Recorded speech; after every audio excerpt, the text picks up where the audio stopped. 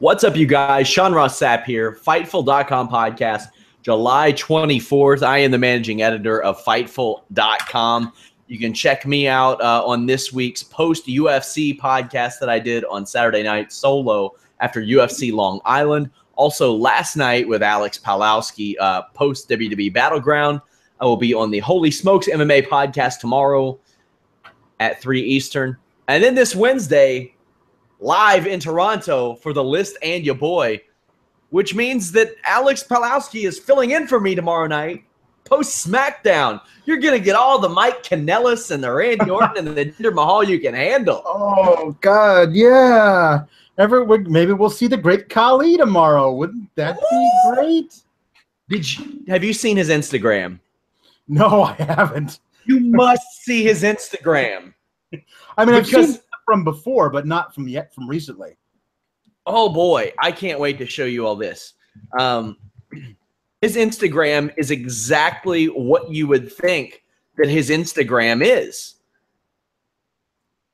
So let me track this down. I'll have to actually go through Natalia's because she tagged him in this. Okay. So this is for the audio viewers. You really need to check out the YouTube of this. So, of course, he's got a bunch of pictures of him and Jinder, and including one of him holding the WWE Championship. But then the day before, he posted like a ton of pictures of him on the airplane, and then this hilarious photo with his head cut off next to this woman. But here's the best part. You scroll down, and he posts like 7 of the same selfie all the time. All the time. It is a joy. Oh, wow. That's great. So, guys, we got Monday Night Raw tonight. And needless to say, we got where's the beef? The Summerslam main event is where the beef is, Alex. We're talking beef coming at our faces from all different directions. At least 4 different directions. Just beef, hot beef coming right at us. It's gonna be so great. I said it's got to be some sort of tie-in with Sonic, right? It has to be. Just beef because beef. Just so much beef. Well, I mean, they had to go with beef because Ellsworth over on SmackDown has the market cornered on pork. He is the big hog. He is the big hog. Yeah. Yeah. Big Monday Night Raw, or big match set on Monday Night Raw tonight for SummerSlam. Big match set for next week's Raw. This Saturday, guys, I'll be back home and we will be doing a UFC 214 post show. Jones versus Cormier. That show is loaded. Cyborg fights on it. Damian Maia versus Tyron Woodley for the welterweight title. Cerrone versus Lawler. It is loaded. Head over to the Fightful.com forums as well. Some of the subjects right now include last-minute finish change, America versus the rest of us, the Great Khali, how Scholar and Olympic wrestling affects learning how to become an MMA fighter. Lots of good stuff over there. And, of course, you can check out all of our podcasts at FightfulPods.com. Somebody says, have some coffee at the Sky Dome. Best ever. I am not a coffee drinker. Not a coffee drinker. Of course, guys, we have live coverage of everything over at Fightful.com. Go check that out as well as all your news.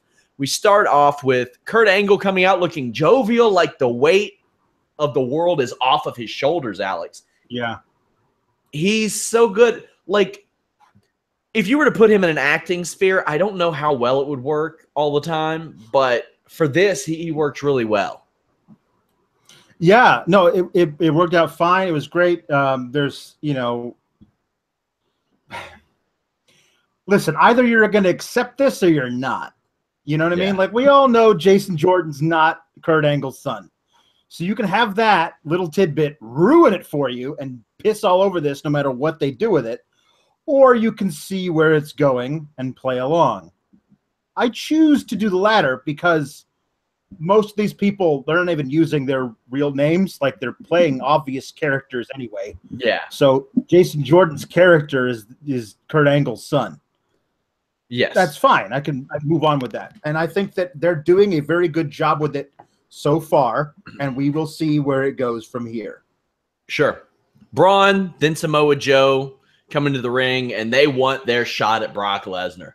And they have to shoehorn in the Great Balls of Fire name again because we're not done with that shit yet. But as long as it's Samoa Joe saying it, I don't mind, because he when he says it, he puts a little bass in his voice. It makes you think it's real. Well, that, and when Braun says it, it's he says some of the most ridiculous shit, and the way that he says it, I'm just like, okay, you are. If the Warlord was good, so I'm not mad at it. Like, you are every guy that the WWE. Oh my God. Well, here's the thing. I don't know how much money he would have made with Hogan in the '80s, because Hogan would have beat him at a pay-per-view and moved on. But man. Roman Reigns' shirt looks like one that a mom would pick out for a 10-year-old kid. It was bad. But it's terrible. Here's the deal. His shirt technically is for 10-year-old kids. Like, that's who's buying his merch. So they designed it for those people. You know what I mean? Like, they did. Not a lot of dudes in their 30s who are like, I'm going to go get the new Roman Reigns shirt. Oh, dude. No, you would be super surprised, man. Go to any WWE live event, you will see grown men without children at events dressed head to toe like John Cena. I'm talking like the jorts, the hat, the wristbands. There was a guy, my friend Tyler McDaniel, shout out to T-Mac, worked at Walmart, and he's like, you got to see this guy I work with. And he didn't say anything else to me. And then one day I was in Walmart. This was probably about, 7-8 years ago. I went into Walmart and I see him on break, and he's like, hey man, what's up? And I see this guy come up in his Walmart gear, and he's got a Cena hat and armbands on. And I'm like, well, you're definitely the guy he was talking about. There's like there was no other guy I had to see that he worked with there. Like, that was him. And there's nothing wrong with that. Wear whatever the hell you want. I'm just saying, there are a lot of adults that do that. Yeah. You'd be surprised. You'd be surprised. I thought Reigns' promo was pretty good. Because he just read off his resume, like his LinkedIn profile. Like, these are all the things I did. Good resume. Yeah, it's a good resume. Yeah, absolutely. And you can't argue unfortunately, usually when job applicants are looking to gain a title match with Brock Lesnar, lost the last match you were in isn't usually one of those. Right. And he did accordingly leave that off. Right. He didn't mention that. Right. And when the thing was like, what the hell have you ever done to Braun Strowman?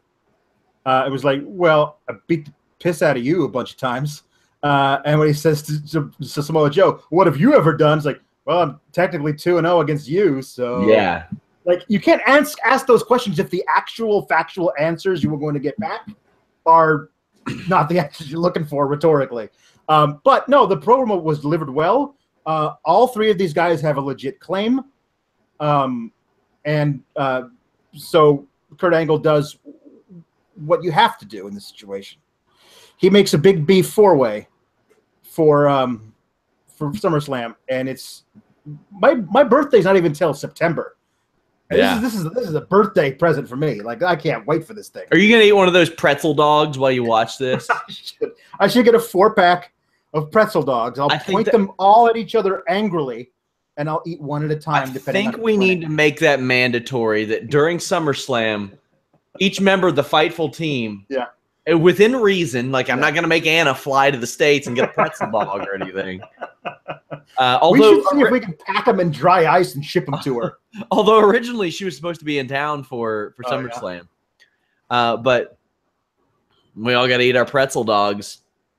We all got to do it. All three men are getting a title shot. Joe isn't happy about it. No. And he kind of shouldn't be. Right. But my favorite thing about this is when they all start fighting, Kurt Angle is like at the ramp like a third base coach.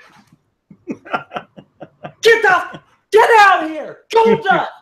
What are you don't have a match tonight? Get your ass down here! Come on! Like, just waving him in. He's like, the left fielder dropped the ball! Go! He was awesome, and nobody can sell that like him. Like, no, like, he's got those short little arms, and they were just Yeah. Going around and around. Oh, Right. man. It was great. He was waving Jeff Blauser in on a Francisco Cabrera hit in the 1992 NLCS. That's what, or no, I think it was Sid Bream. Sid Bream. Yeah, Sid Bream, who was the slowest runner in all of baseball at the time. Yes. Listen, this whole thing was excellent. From Braun saying he doesn't care, all he wants to do is pile up bodies. That was badass. That was so badass. And you know what else is I'm badass? like, go ahead and give him Mark Henry's theme because he's the only man worthy of it now. Yeah, they need to create an Olympic event called the man toss, and Braun Strowman would win gold in that shit by a mile. Like, that poor guy. He got thrown forever and just landed straight on the floor. I'll just say that whatever security guard took that bump from inside the ring to outside the ring, he ain't making his weekend bookings. Not this weekend. Yeah, I joked that we should start a GoFundMe for his family. Oh my God. Yeah. Sorry, Falcon Fight League Pro Wrestling. Your boy ain't going to be there on Saturday. That was so fantastic. I just love everything about this. I love the idea of Braun's getting choked out in the coquina clutch. So Roman's like, I'm going to spear both of these dudes because I'm Roman. It's just great. Everyone fights everybody off, and eventually Braun stands tall because he's Braun. Nobody wants to get in the ring. Like, they're like, no, screw this, Kurt. I'll get fired if you want to. I'm not going in there with him. It was just wonderful. Everything about this was so great. Love all three of these dudes. Can't wait to see them at SummerSlam. These three dudes added to the mix a motivated Brock Lesnar. Yeah. You know what I mean? Like, hopefully trying to get a new contract, Brock Lesnar. Hopefully motivated Brock Lesnar. This could be really good. It could be really, really, really, really good. Yeah, guys, if you all want the lowdown on the Brock Lesnar UFC USADA situation, I broke it down on last week's List and Your Boy podcast over at FightfulPods.com. And, of course, tomorrow at 3 p.m. Eastern, I'll be talking to Showdown Joe about that as well. My favorite line of the night was Cole. Well, man, Cole had a lot of them tonight. But this one, we get a partial Shield reunion of sorts. So all night I referred to them as Shield 0.75. Well, I guess it's 0.66. Yeah. I need to go back and do some math on that one. You know what would be a really original idea is if they had Finn Balor interrupt Elias Sampson mid-song. That'd be weird, though, because, I mean, they've never done that before, right? At some point you have to, though, I would think. Like, yeah, I know. If he's going to come out there and play that song all the time, I would imagine, hey, you know what would be a funny little face thing to do is interrupt it. Yeah, that'd be cool. It's weird they haven't done that yet. Yeah. 4, 7, or 8 times. It's weird. Especially with Finn Balor. I mean, damn. It's true. At least this time we actually got to hear some lyrics from Samson, which was fun. Because it sounded like he was making them up as he went along. Like, I hope he has been. Like, no, but seriously, tonight it sounded like maybe they were supposed to hit go on that Finn Balor music a little earlier, and he was just winging it until they finally pushed play. That was a lot of fun. And this match was great. These two guys work really well together. I thought it was a solid match. It really helped having it be a no DQ, I thought. Yeah. Oh, yeah, definitely. I thought it was a pretty average match, but one of my favorite spots of the match is Samson hitting this like sweet snapmare style shoulder breaker on Balor's shoulder, which has K-tape all up on it. Right. Like he looked like he was like Irish Cesaro tonight. Yeah, there were a couple of things like they kept on referring to it as his shoulder, surgically repaired shoulder. Did they? Mm-hmm. But that's not the same shoulder. Like he was wearing it all over his left shoulder. It was his right shoulder that he screwed up in the match with Rollins. Well, you worked the left arm in wrestling. Well, yes, I understand, but like, don't lie and say what shoulder it is. We can go back and watch the tape and know which one he screwed up. But you won't. But you won't. The other thing I loved was Cole says that last week Elias Sampson hit Finn Balor over the head with a guitar, and Finn remembers that. I'm like, I certainly hope so. If he doesn't remember a week ago, that's a bad concussion. Why the hell is he in the ring? Cleared to wrestle. Yeah, no, it was decent. The camera zooms on Balor's stomps were just ridiculous. Where he stepped up and then stomped, which I like the stomps themselves, but they didn't need to zoom in every single time. Right. It was nuts. Bray Wyatt showed up per usual. Yeah, it's Sister Abigail. As soon as they said last week, oh, it's going to be Finn Balor versus Elias Sampson and no disqualification match, I knew exactly what the finish was going to be, and that's not good. That you've done this so often with the same characters that I know what it's going to be. Now, could Finn versus Bray be decent? Yes, it could. Do I think it's going to be? No, I don't, because of everything they've done. So, fingers crossed. That's what I'll say. This could be excellent. They have rendered the lights off, lights on, show up thing completely it's irrelevant now. I do love when it's lights out, lights up. He's in the middle of giving somebody Sister Abigail. That's a lot better than dude standing on an apron. Yeah. Because you actually got to get in the ring, scramble around, find the guy you're going to do that to, and then do it. That's at least the best version of this terrible thing. Somebody in our chat says that Graves corrected Cole on the shoulder. Oh, good. Good. I missed that part.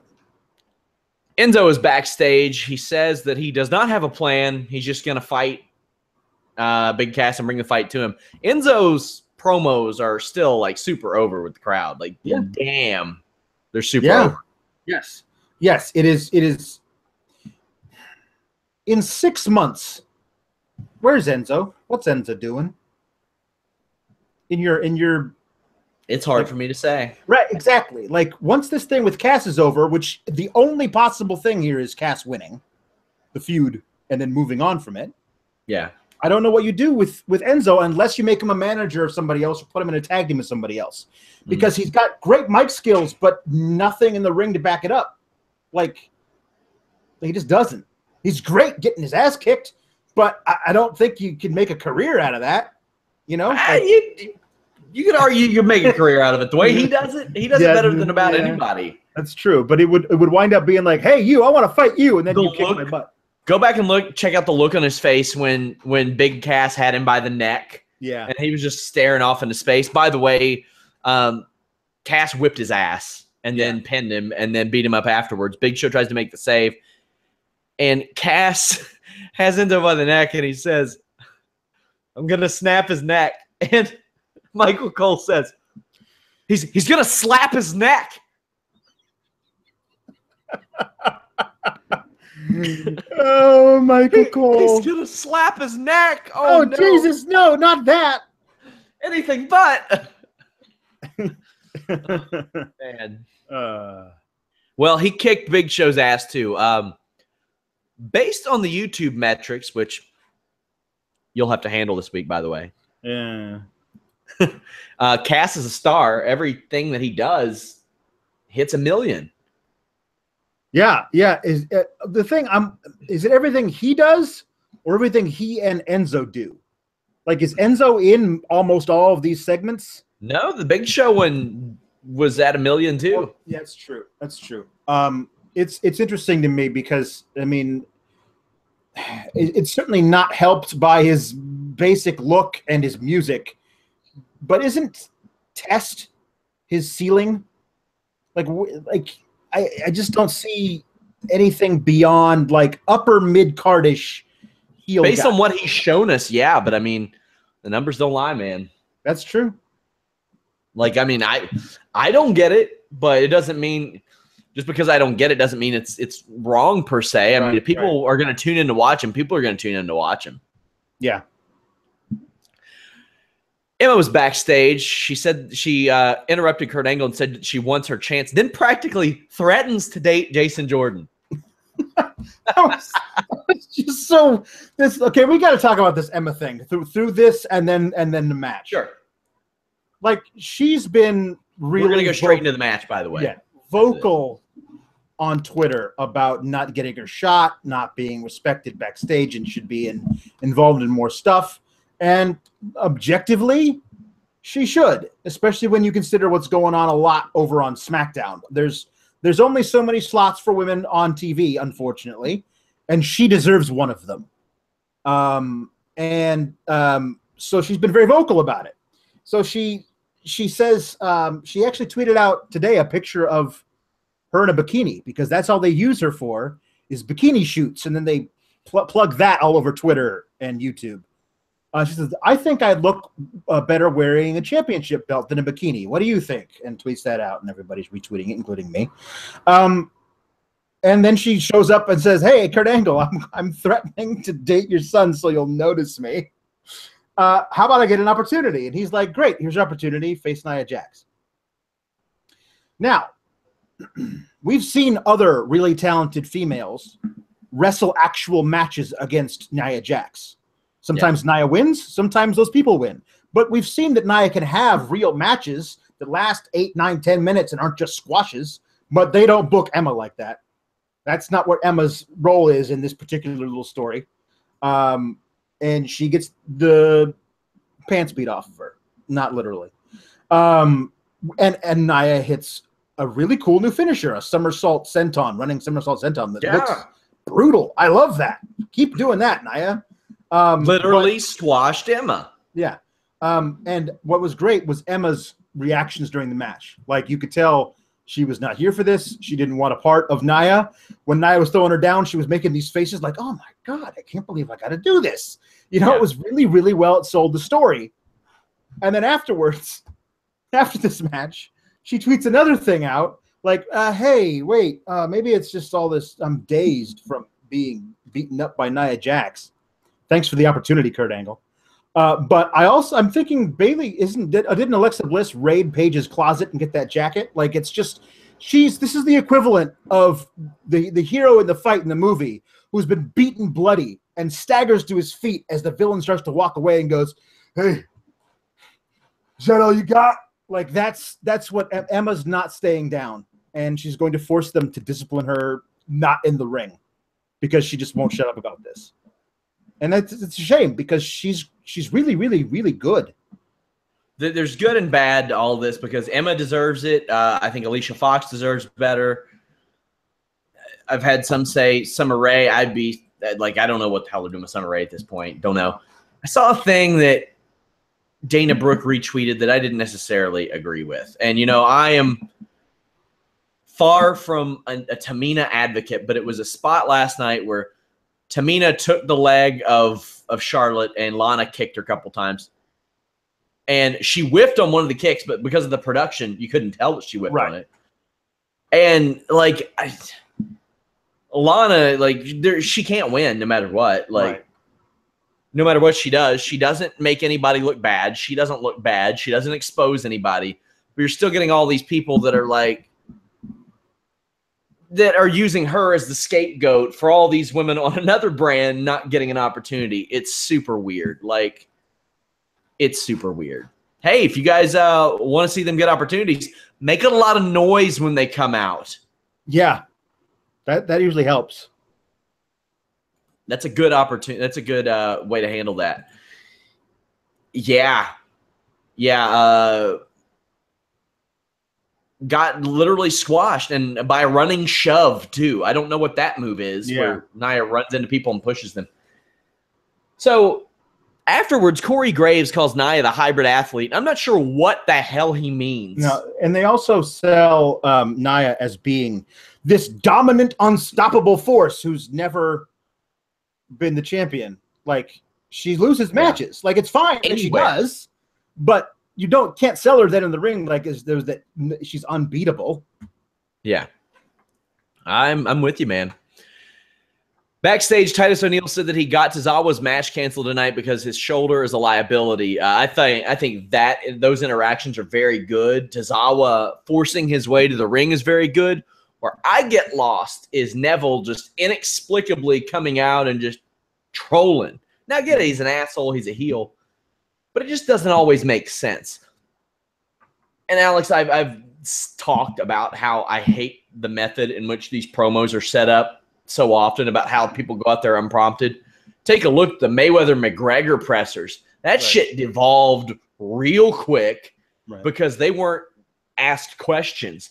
They were told, hey, go up there with a mic in your hands and talk trash for 20 minutes. Conor McGregor is the greatest trash talker of all time, and he was running out of stuff real quick. So these people, all these people don't stand a chance. Yeah. They don't stand a chance. There was one point where there was one point where I pulled a face because it was one of those things where it was a compliment, but it was also kind of a weird stereotype. Like, yes, the fighting spirit of the Japanese. Yeah. And I was like, well, okay.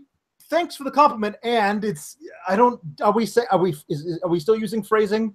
Because that was just, it was just a weird thing. But I guess coming off the heels of last night, where it was all America all the time, everybody else, I guess it's just par for the course in WWE. So, yeah. Somebody says on the YouTube, they said this is where the chat is, not on the site. Yeah, we have one on the chat. We can have forum chats as well. I read all the comments from the site and from the YouTube. So it's part of the producing world, y'alls. Davari comes out, attacks both men after Tozawa beats up Neville. I'm okay with that. I like Davari. He's fine. Yeah, no, Davari showed a lot in that match with Tozawa. I like his variation on the Rainmaker as a hammerlock. This match, this segment started me thinking, oh my God, could we actually get the Big Beef four-way and the multi-man cruiserweight ladder match I've been wanting this entire time they've had a division? Could we get both of those things at SummerSlam? I'd be so happy. But I was wanting like Mustafa Ali to run in and Cedric Alexander and everybody just become this obvious thing, but they're biding their time. I do love that Neville is fighting another heel tomorrow night on 205 Live. I love that Neville takes on all comers. He should. That should be his thing. So I'm looking forward to seeing whatever comes of this. I'm a fan of babyface versus babyface, heel versus heel, all the damn time. What's it matter? Right. Yeah. If those heels are so much of an asshole, then they shouldn't like each other anyway. Right. Backstage, we get a terrible Sasha Banks Bayley written promo that is just so canned and like, hey, Bayley. Hey, Sasha. We got a match tonight. Yeah, I know I'm going to beat you. No, I don't think so. I think I'm going to beat you. We'll see. No, let the best woman win. Yeah. They sure will. And then before that, you had Alexa Bliss, who I thought did pretty well, even though a lot of her stuff was written, and she brought up about how Bayley and Sasha steal each other's thunder. We get the match, and I loved the match. It did not feel like a 13-minute match. It felt like a 6-minute match. There were a couple of slick spots early. Bayley gets knocked off the top rope, and she does like this rope-hung cutter, and WWE production has been on point the last couple of days because they've got the best angles of a lot of these moves, because I feel like if you got that from a different angle, it maybe didn't look so good.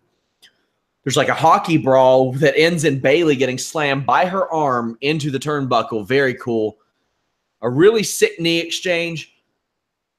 Only part I didn't like was the finish. Sasha hits the frog splash and like hooks the leg. Then Bayley uses her momentum to float over. I can say that in my years of amateur wrestling, I've not seen that one out of a leg hook just floating over like that. Like maybe walking up a wall or a cage or something like that. And it wasn't even like Sasha didn't splash, hit, bounce up, and then the momentum. Like she reset. Outside that finish, I really liked this match, Alex. Me too. I was certain, particularly with the placement of it on the card where it was, like not as the main event, considering they've had women in really important matches, main event before. The fact that it was Bayley versus Sasha, the fact that, there was a lot of speculation we were going to wind up with a fatal four-way at SummerSlam. I thought this was going to end with Bliss interfering, and it didn't. And it was a really, really, really good match. These two are so good together, and it pains me that they've spent a year on the main roster together and they don't have matches. They had like one where there was another wonky pin finish where like nobody pinned anybody, and then Charlotte was like, see they didn't pay anybody. And it's like they can't just have one of these two beat the other one, and the next time the other one beats the other one. And it's like, like ever 50-50 booking can work. It can work in the right situations. Because these two are really, really good. But then these other things, people were like, Bayley snuck a victory. Maybe Sasha's going to turn on her. Nope. No, we're not. We're going to get them being friends forever, because that way they never have to have real matches. Like TakeOver Brooklyn 1, between the two of them, like it's a classic. It's an absolute classic. And their rematch, I guess it was whatever they called that TakeOver, Respect or something. That was excellent too.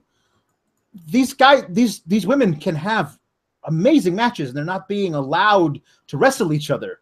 The finish was crap. They could have made a much better finish with that.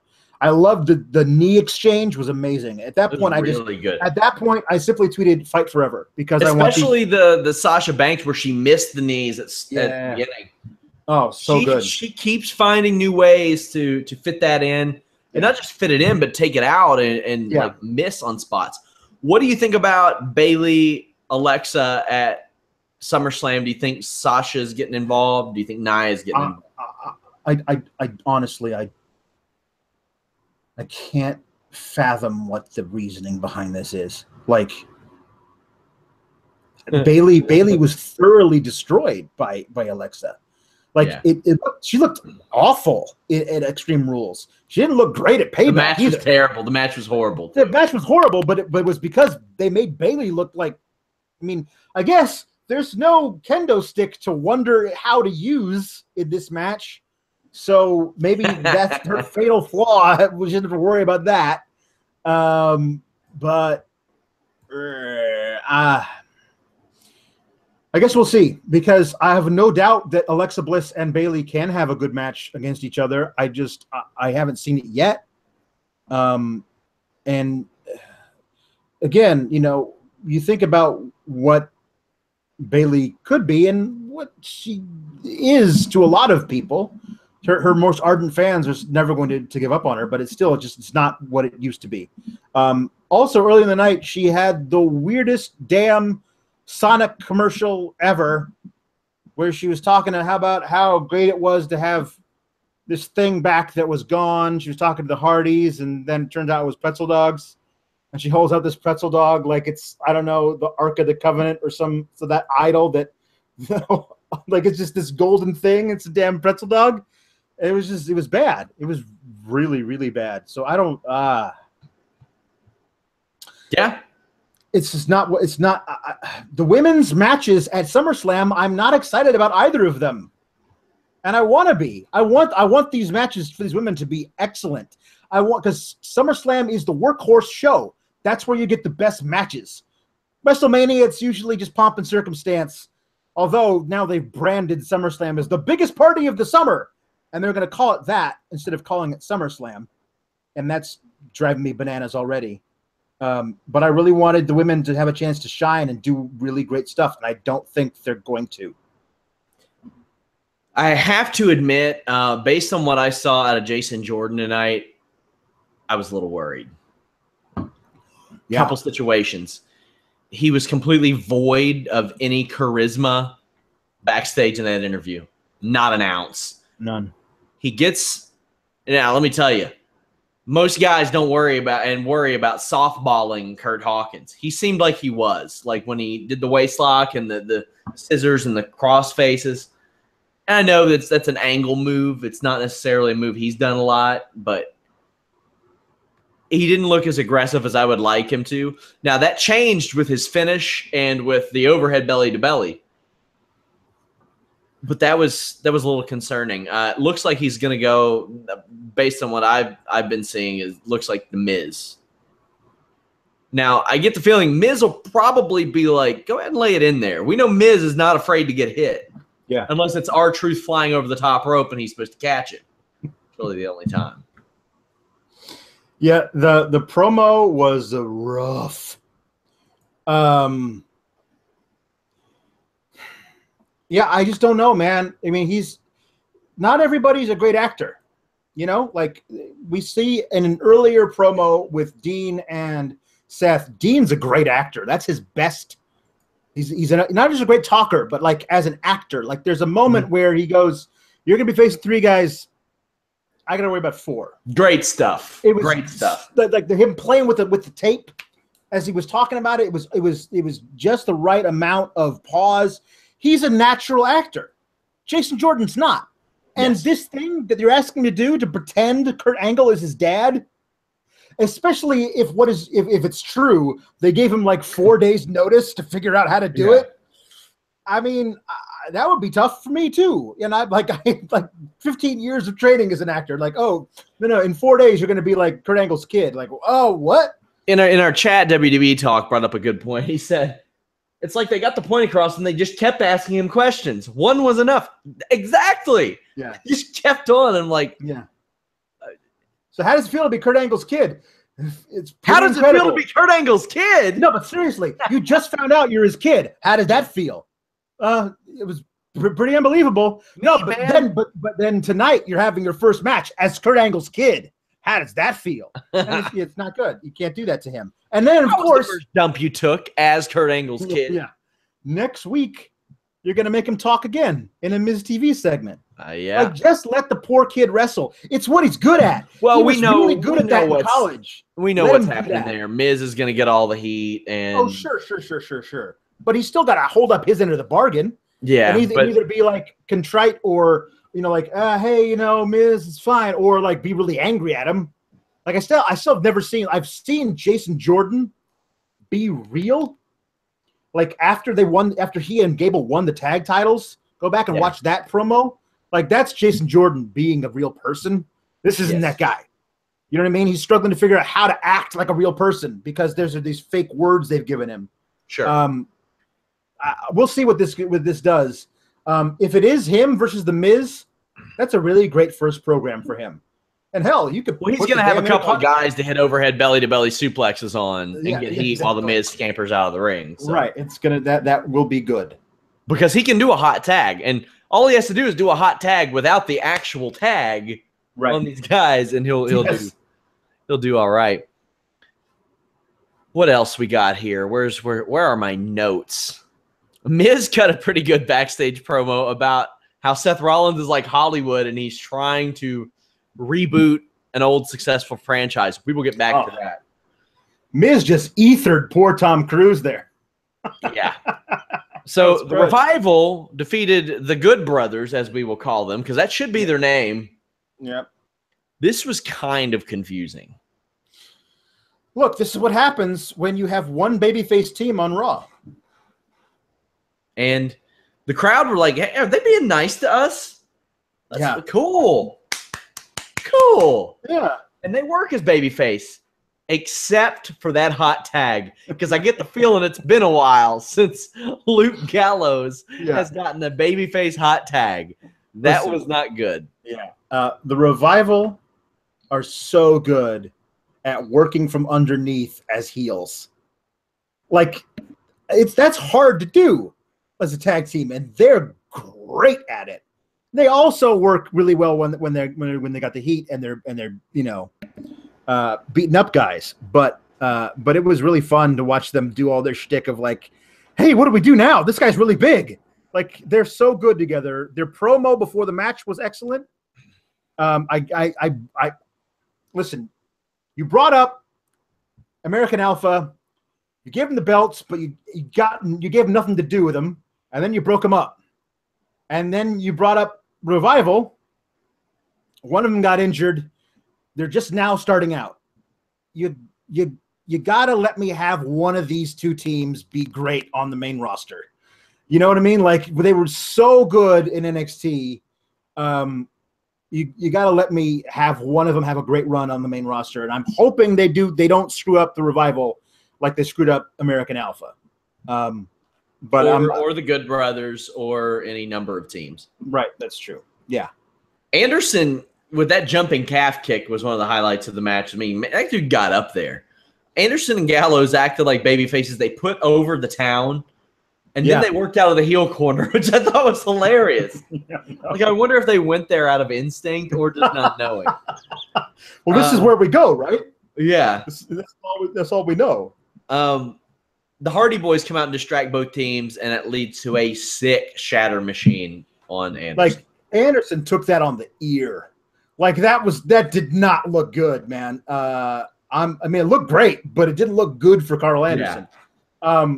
That was the Shatter Machine is still my favorite tag team. Like, it's great. You can hit what I love is when they do it on really big dudes and it's just knees to the chest. Like that just knocks the wind out of you. That's also a great one. But like, not only shout outs to the Dudleys for having one of the great finishes of all time, but for revolutionizing the tag team finish with just a simple flapjack, man. Flapjack into anything works. It looks a lot better than like a spiked pile driver or something. Even though I know a spiked pile driver would really hurt. Right. Like it just does. It's not as aesthetically pleasing. Right. The Shield 0.66 defeated the Miz Taraj. The most notable thing about this, I thought early, was Cesaro and Sheamus are watching. Now, they're watching a couple of jobbers team with the Intercontinental Champion against two guys that don't want to team up. Were they watching the match earlier between the Revival and the Good Brothers? I thought they were. Yeah, I think it was just hanging out watching the whole show backstage. Like we could have caught them earlier watching Jason Jordan toss Kurt Hawkins around. Haven't done anything else for the last 3 weeks. No, it almost feels like it's also like a pre-tape with they superimposed the match over because Sheamus is off making his movie. Like, where the hell are these guys? If they're here in the building, they're the tag champs and not on the show. Like, I don't know. It's weird. But if this winds up being Sheamus and Cesaro versus, I don't know if I want to team with you, Dean Ambrose and Seth Rollins, that could be fun. Yeah. You know what I mean? Because both, like, it's four great singles wrestlers. I'll give you Ambrose, even though I don't agree with it. He has been in the past. I wonder in a tag team setting, though, because I wonder in a multiple person scenario and a tag team scenario, because a lot of times some guys can step up and shine in that role. Yeah. There was nothing really that special about this match until about 11 p.m. Eastern when Bo Dallas got Enzo'd by the bottom rope. Very glad he's okay. Yeah, me too. After that, Seth Rollins had like the damnedest sell of that short DDT that Miz does ever. Yeah. The Shield 0.66 win. This match was there. It was decent, but the celebration afterwards was the best because Seth Rollins puts his hand out for the fist bump. Yeah, they're doing the now. I'm a big fan of this genre, so I'm telling you what they're doing, Alex. Right. They're doing the buddy cop angle. Mm-hmm. I don't want no partner. I don't need no partner. And then Seth Rollins helps him. He's like, partners? Partners. Because you're going to have one buddy on the buddy cop movie who does want a partner and the other one doesn't. Because if they both don't want a partner, just don't be partners. I got to say that Ambrose's reaction, he was like, he sees the fist and he's like, yeah. Like he was doing the Tiger Woods, like, yeah, I feel you. I'm doing stuff with my fist too. Yeah. It was really good. Yeah, I think this you're right. This could be really good for Dean Ambrose. Because, you know, like I say, he's really, really, really, really good on the mic and in those backstage stuff. Yeah. It was funny, like he went back to his old Shield era tag stuff. Like when Rollins was trying to get to the corner, he like climbed the turnbuckle and turned to the crowd and was like, yeah, come on, let's go. Like, Yeah. it's like that's old school stuff. Like, well, people don't usually do that anymore. I like it. I mean, in spite of myself, I don't like his in-ring work as a singles guy. And to me, though, the problem is that, like, I guess they won so they can move on, but it didn't feel like the end of stuff between Miz and Ambrose yet, and I just want it to be. So I'm hoping that next week it really is the beginning of Miz and Jason Jordan, because I can't watch any more Miz and Ambrose stuff. Yeah. So it looks like Bayley, Alexa Bliss, unless something gets added to that. Jason Jordan, Miz. Maybe Cesaro and Sheamus versus Rollins and Ambrose. That could be good. Reigns, Samoa Joe, Strowman, Lesnar, and anything else on the show. Which leads me to ask you this. Do you think they're going to do Cena and Orton against Khali and Jinder Mahal? Oh, my God. Yes. Oh, man. Yes. Like, this is now, you named up all those things from Raw that sound pretty cool. Like, I'm into all that stuff. Finn Balor and Bray Wyatt too. I'm sure that'll be that'll be on there. That has the potential to be something cool. It's that'll get one of my 5 out of 10s. Yeah. It has, but it also will be the first time that Finn, I'm almost certain, be the first time that Filler comes out as the Demon since last SummerSlam. Yes. So that could be special. What does he do different as the Demon? Does he do like regular drop kicks instead of front ones, or what? No. It's the same stuff, but it's got the power of a demon behind it. It's infused with the power of demonic. I've sometimes felt like I shit like a demon, so I can tell you that does have a lot more impact to it. But over on SmackDown, like, what is Orton and Cena versus Jinder and Khali the best case scenario for the main event on the SmackDown side? I think that's the way they're going. And no, it's not. No, it is not. I mean, no. But I'm saying, like, within the realm of possibility, because anything else doesn't seem possible. They're not going to put Jinder against AJ Styles out of the blue and put the belt on AJ. Cena. But here's the thing about Cena. A lot of times, it's really hit or miss, because there are some of these guys, like when he faces a Bray Wyatt, when he faces a great Khali, when he faces a Rusev sometimes, when you're like, this could be good. We could get the fabled big match John. And then you're like, no, this is one of those 4 or 5 out of 10s. And who gives a shit about that match? If you thought that John Cena hated Bulgarians, wait till he lays into Indian people. You know what I mean? That's why I'd rather it be a tag match, because at least he doesn't get to do one-on-one promos in the ring where he just talks about how Indian food makes you poop, and that'll be like 6 minutes. It's like everything over on SmackDown makes me sad. Well, you're gonna be sad tomorrow night because you're hosting that podcast. Yeah, I know. Owen Styles has the potential to wind up being something interesting now that thing happened. That's what I was actually about to talk about. I talked to somebody today, a report from Rovert on Twitter. Polarizing, to say the least, is Rovert, right. But yes. I confirmed this with somebody, but I wasn't able to get confirmation as to whether Owens or Styles were supposed to actually win the match. Just that finish was supposed to be a little bit different. Yeah. That's what I was told. The finish was supposed to be different. Whether it was supposed to be that with a little modification, I don't know, but Styles was also visibly angry at ringside. There were no replays. Kevin Owens went in as the smart money underdog, which doesn't really happen a lot. Owens was kind of unusual on talking smack about it. Odd, yeah, but this is another one of those things you expect these guys to have great matches, and I thought it was above average. I thought it was a good match, but it just wasn't unbelievable. Yeah, it was interesting. I don't know how much longer the match would have gone, because there was already like a 12-minute overrun on the whole show. So it wasn't like they had 5 more minutes that they were going to go and then AJ was going to win. I don't think. Doesn't seem like it to me. But yeah, the match being a different finish, that's certainly could change the storyline of what they're doing. But again, I'm assuming we're going to get a blow off between the two of them at SummerSlam, and that will be the only thing from SmackDown that I'm into. Unfortunately, unless they do another New Day versus Usos 2.0, and it's that good again, because that could steal the night. But I can say Robert's given me some information on multiple occasions that's ended up being true stuff that like I didn't even run with, but he was just like, "Hey, this is happening."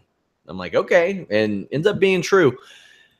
I did talk to somebody I trust very much at WWE, and I hadn't even crossed my mind to that until this morning, and then I watched it back and I was like, damn. Also, Davey Richards leaving Global Force Wrestling. He is in medical school. He's been an EMT for quite a while. This marks his, I think, 42nd retirement from pro wrestling. He's been saying that he's going to retire like every single year, and some stuff goes down.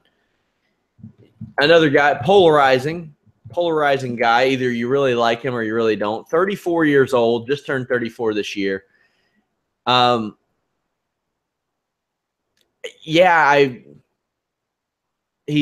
a good in-ring talent, but I don't think Global Force is missing anything by losing him, to be honest with you. No, I mean, I feel like his biggest thing he could have done was feud with Eddie Edwards, and he did that. So exactly, that's it.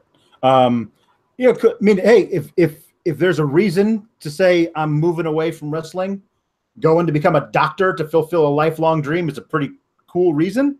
So, more power to him. And wish him well. That's really cool.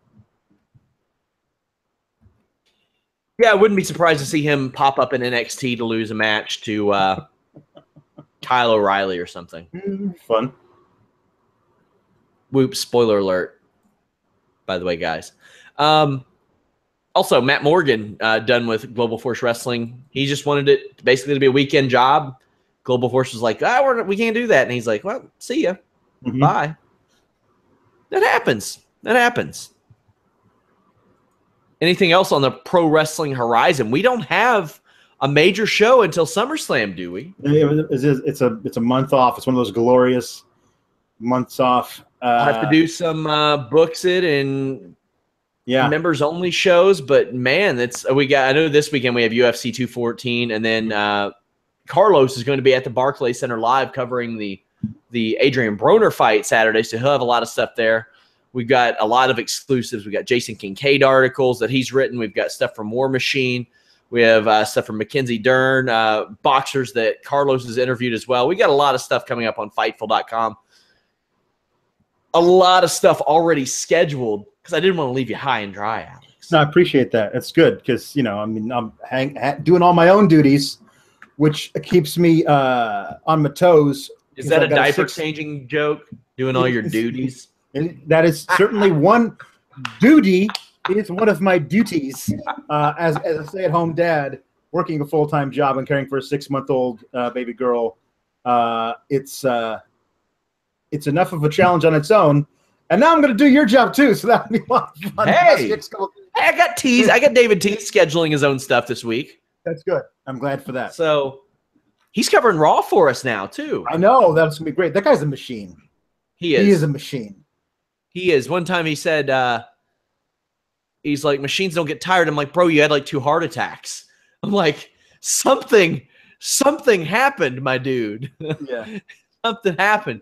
But Danielle Ortiz, who does a lot of our Total Bellas, Total Divas, Lucha Underground coverage, we were very lucky to have her do it for several months. But as we found out, when you have children, Monday Night Raw ain't in the cards, my friend. Not a second by second live blog. That's not a thing that you can do when you have kids around. Yeah, very, very happy to still have her around doing Lucha Underground and Total Divas and Total Bellas. She is incredible. She's really great. Tomorrow night we got you, Anna, and Jeff. I wonder how that's going to go. Are you going to cut a promo on Jeff? No, I'll go easy on him. No, it should be very interesting because after what we witnessed last night, like how they're going to try and reset stuff for SummerSlam, whoosh. Yeah. Oh, man. I'm going to try to do some video blogs for my trip to Toronto. I don't know how long I'll stick to that because I'll probably get there and I'll have as many days off collectively in this week that I've had the full first year of Fightful, including my wedding weekend. Yeah. So that will be fun. And then I go on my year-delayed honeymoon in September. Hot damn. Hot damn indeed. Hot damn. What are y'all gonna do? Are you gonna like party without me? Yeah, we're gonna throw a big. Are you gonna listen to Cuckoo Cal? Yeah, we'll do all of that. Do you know who that is? No, I have no idea who that is. You're from Milwaukee, and how old are you? Well, I'm not originally from Milwaukee, but no, I'm 37. Be 38. You're not almost 38, Alex. I am almost 38. No, I am. It's true. I'm an old man. You have aged remarkably, Alex. Well, thank you. I appreciate that. I'm impressed. Hey, man, fat don't crack. I gotta say, fat don't crack, man. So I'm gonna admit, I thought you were probably like a year younger than me or so. Well, thank you. I appreciate that. It's all that nice moisturizer that I insist on putting on my supple skin. How long have you lived in Milwaukee? I guess it was 2010 I moved here. So okay. I understand you not knowing who Cuckoo Cal is then. He was a rapper back in like 2001. Okay. He sang my projects and it was about Milwaukee. Well, there are a lot of those in Milwaukee. Oh, Jesus Christ. It's true. It is true. Well, I guess that's it for the Fightful.com podcast. I don't want to leave. I'm letting my show go tomorrow night. I know. It's your baby. It is. I'll talk about that on one of the video blogs. Guys, tune in tomorrow at 3 p.m. Eastern for the Holy Smokes MMA podcast. Even if you all don't like MMA, I'll be talking the Brock Lesnar situation, how it affects WWE, how it affects UFC, how it affects plans for everybody involved. Alex, where can they follow you on the Twitter? At Pawlowski the Fourth. You can follow me at Sean Ross Sapp. You can follow us cross-platform at Fightful Online. Leave us a thumbs up on this video. Subscribe, iTunes, Stitcher, YouTube. If you're in Toronto, let me know. I will be downtown, I assume, is where it is. Canadian money looks awesome, by the way. Really cool. It smells like maple syrup, and I'm not making that up. It's not like a thing that I'm just saying. It really does. Guys, until next time, we're out.